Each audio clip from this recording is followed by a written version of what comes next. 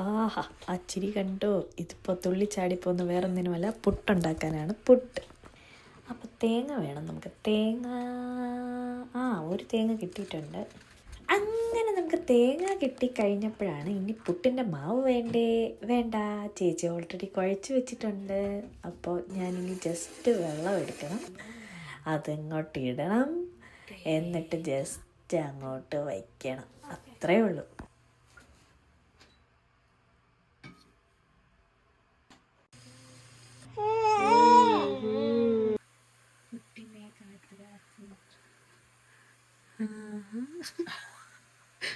കുട്ടിയിൽ കുഹു വന്നല്ലോ. അതെ, നിങ്ങൾ കേട്ടത് ശരിയാണ്. പുട്ടും ചിക്കൻ കറിയും. ഞാൻ ഇന്നലെ ഒരു ചിക്കൻ കറി ഉണ്ടാക്കി. ഞാൻ സ്വന്തമായിട്ട് ഉണ്ടാക്കിക്കൊണ്ട് പറയില്ല, നല്ല ടേസ്റ്റ് ഉണ്ടായിരുന്നു. അപ്പോൾ അതങ്ങനെ രാവിലെ ചേച്ചിയൊക്കെ കഴിക്കുന്നുണ്ട്. അപ്പോൾ എന്നോട് മര്യാദയ്ക്ക് ചോദിച്ചു, നിനക്കൂടെ വേണോ? ഞാൻ പറഞ്ഞു വേണ്ട, എനിക്ക് പുട്ട് വേണ്ട.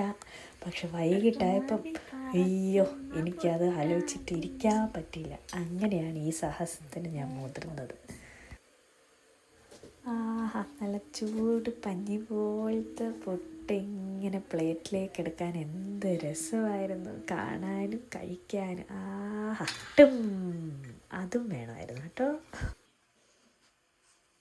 നമ്മൾ ഇത്രയും പുട്ട് കഴിക്കില്ല, അപ്പോൾ ഞാൻ പൊടിഞ്ഞ പുട്ട്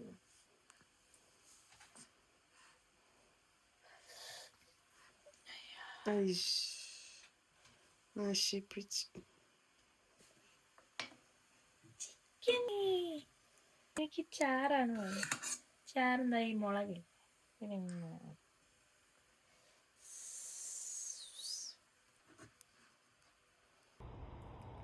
പിന്നെ പുട്ടും തേങ്ങാപ്പാലൊഴിച്ച് ചിക്കൻ ഇങ്ങനെ കുഴച്ച്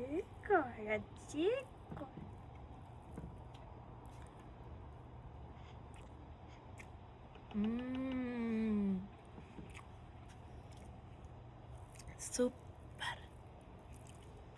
അങ്ങനെ വീഡിയോ എടുത്തു കഴിഞ്ഞ് കുറച്ച് ആസ്വദിച്ച് പോയിരുന്നു കഴിക്കാമെന്ന് വിചാരിച്ചപ്പം വീണ്ടും ക്യാമറയായിട്ട് വന്നു എൻ്റെ ചേച്ചി. പുട്ട് തൊണ്ടയിൽ കൊടുക്കും.